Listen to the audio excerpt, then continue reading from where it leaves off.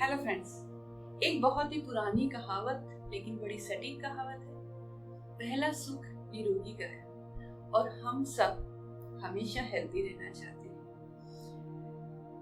और इस हेल्थ के लिए हम अच्छी डाइट लेना चाहते हैं, हम कुछ फिजिकल एक्टिविटीज करना चाहते हैं और अभी आजकल कहीं थोड़ा ये भी समझ में आने लगा है लोगों को कि खुश भी रहना है। पर फ्रेंड्स, एक्चुअली ये जो हेल्दी स्टेट है और हम जो कहीं हेल्थ टर्बुलेंस में जाते हैं, डिजीज में जाते हैं, इसके बीच में क्या है? आखिर ऐसा क्यों होता है? फ्रेंड्स, एक बात मैं अपनी लाइफ में हमेशा सोचा करती थी कि ऐसा क्या हुआ कि मैं आफ्टर मैरिज बीमार रहने लगी, जबकि बिफोर मैरिज मुझे कुछ नहीं होता था। I was always healthy. फिर ये बात कहीं कहीं मैं कुछ और फीमेल से भी सुना करती थी, तो मैं सोचती थी कि ऐसा क्या होता है, हेल्थ डिस्टर्ब क्यों होती है फीमेल्स की। हाँ ठीक है, वो अलग बात है कि आपको बाद में माँ बनना होता है, ये सब चीजें, लेकिन फ्रेंड्स ये सब कॉजेज नहीं थे कि आप माँ बनते हो इसलिए बीमार होते हो, रहते हो, या जो कॉजेज हैं वो हमारे यहाँ पे है, हमारी साइकी में है। हम जब एक नए एनवायरनमेंट में आते हैं तो हम स्ट्रेस लेने लगते हैं, हम अपने आप को कूल, काम, बैलेंस्ड नहीं रख पाते, हम अपने आप को इनर टर्बुलेंस में रखने लगते हैं, हम अपने आप को इमोशनल डिस्टर्बेंस में रखने लगते हैं और ये जो इमोशनल डिस्टर्बेंस है ये डिजीजेस का कारण बनता है। अब ये जरूरी नहीं है कि कोई आफ्टर मैरिज फीमेल्स को ही होता है, मेल्स को भी होता है, या जिसको भी जहाँ लाइफ ने ऐसी सिचुएशंस थ्रो करी जहाँ वो मैनेज नहीं कर पाया, वही उसको इश्यूज आने लगते हैं। ज्यादातर केसेस में इश्यूज आने लगते हैं। तो फ्रेंड्स, हमारी लाइफ वास्तव में किस पे डिपेंड करती है? सिचुएशंस पे, रिलेटिव्स पे, हमारे बच्चों पे, हमारे हस्बैंड पे, या हमारी वाइफ, हमारे बच्चे, हमारा ऑफिस का एनवायरनमेंट, क्या इन पे हमारा हेल्थ का स्टेट और मेंटल स्टेट डिपेंड करता है? क्या ये पॉसिबल है कि आप बीमार हो जाएं और अपन इन लोगों को थोड़ी दवाई खिला दें और आप भी ठीक हो जाएं? ये नहीं हो सकता दोस्तों।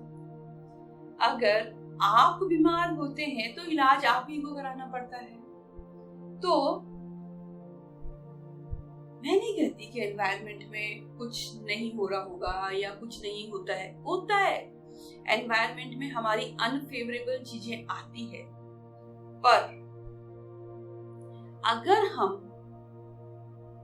अपनी कमान अपने हाथ में रख पाए, अपने आप को पीसफुल, स्टेबल रख पाए, चाहे बाहर की परिस्थितियां कैसी भी,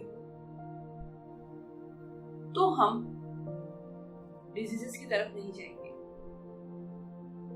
फ्रेंड्स, हमारी 99% डिजीजेस साइकोसोमैटिक होती है और सिर्फ डिजीजेस इस बात पे डिपेंड करती है कि आप अपनी लाइफ में अंदर से कितने पेन में हैं।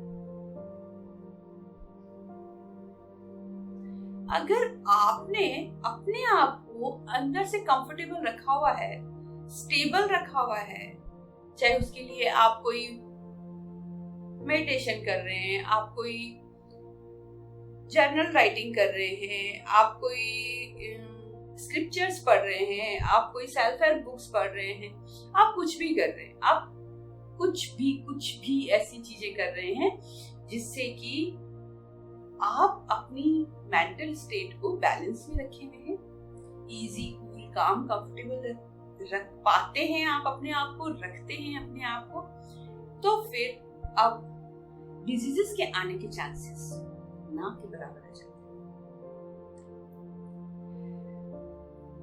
बहुत अच्छी बात है कि हम अपने फूड पे ध्यान देते हैं, हम अपनी फिजिकल एक्टिविटी पे ध्यान देते हैं, बहुत अच्छी स्टेप्स हैं अच्छी हेल्थ के लिए।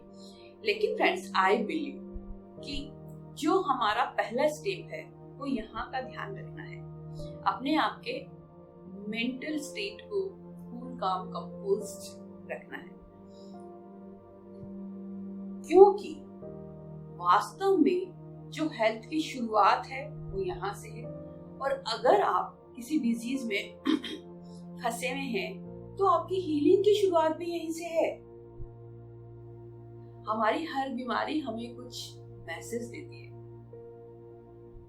भाई कहीं ना कहीं तुमने अपने आप को इनर डिस्कम्फर्ट में डाला हुआ है।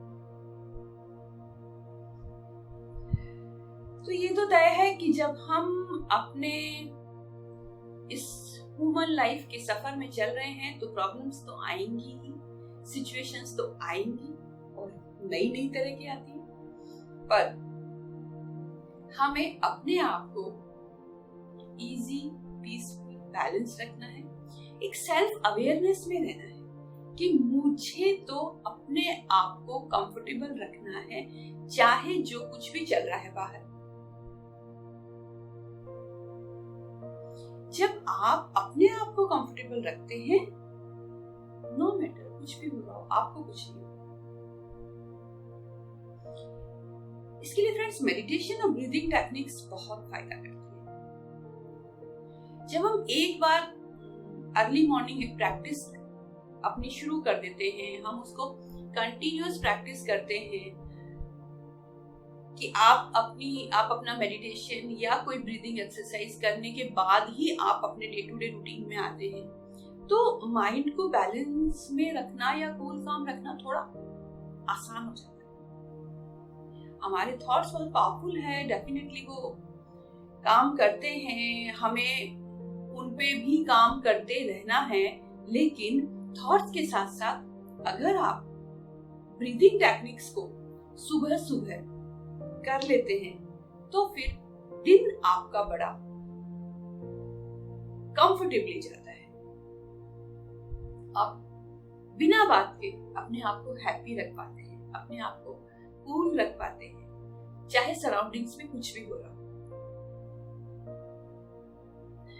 तो फ्रेंड्स, ये एक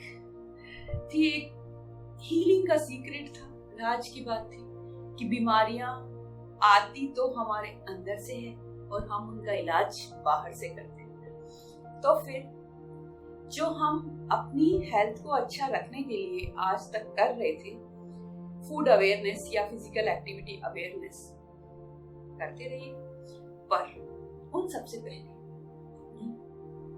इमोशनल हेल्थ की अवेयरनेस को साथ में जोड़ लीजिए। हमेशा हैप्पी रहेंगे, हेल्दी रहेंगे।